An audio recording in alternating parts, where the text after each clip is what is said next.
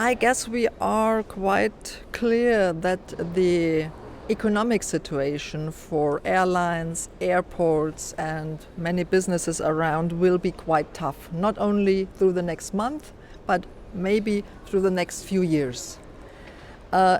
Typically in this situation you have a lot of negotiations. Yes.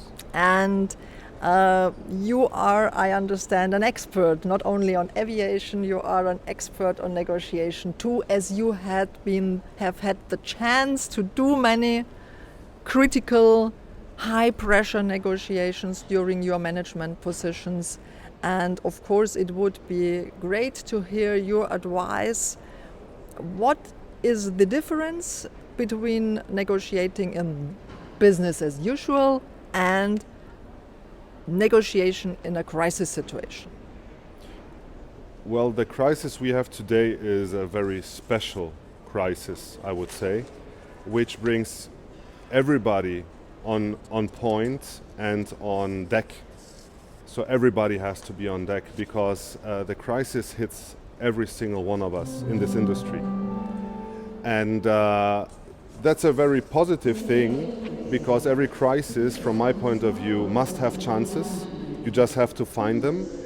And today my recommendation is that you have to be transparent, sit down together with all of your partners and employees and board of directors, just every single one, involve everyone and make your message clear. Let's use this crisis for the chances that we are looking after.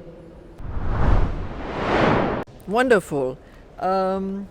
Anything else you would give to our listeners for... Well, when it comes to the crisis itself and the negotiation, it's not so much a negotiation than, from my point of view, you have to find the common ground and the common soil in order to move ahead together, because both and everyone involved is in an alarm modus, and you have to find a way together.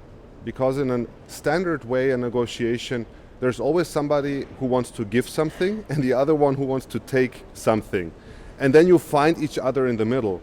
But in this special crisis, it's not about finding the middle for both sides, it's finding the best way to move ahead so that everyone will profit from that. So that sounds very interesting. As you say, more or less, in a crisis negotiation, it is even more important to build some sort of partnership. Totally. Where you say in a normal business negotiation, you could maybe do a little bit more haggling and 1 cent here and Correct. one little bit there. But you say you will maneuver, you will try to find some tactics, you will build your strategy. The only strategy here is how will we survive or how can we grow out of this crisis together.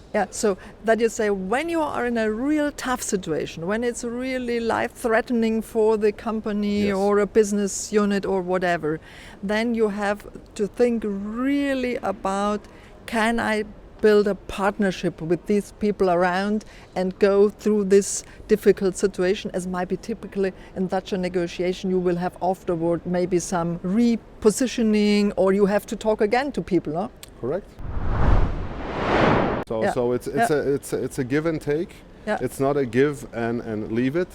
And there's good examples. I mean, there's airlines. There is a great airline in Germany called Condor, and I think the management there is doing everything right. They have gathered all their partners and at the front all employees and have shown them a way out of, and everybody is on deck. Everybody is working with them together.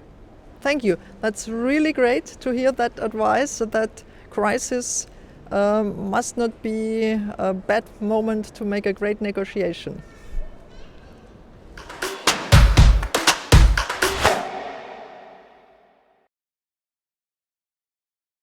Please keep also adequate distance to each other.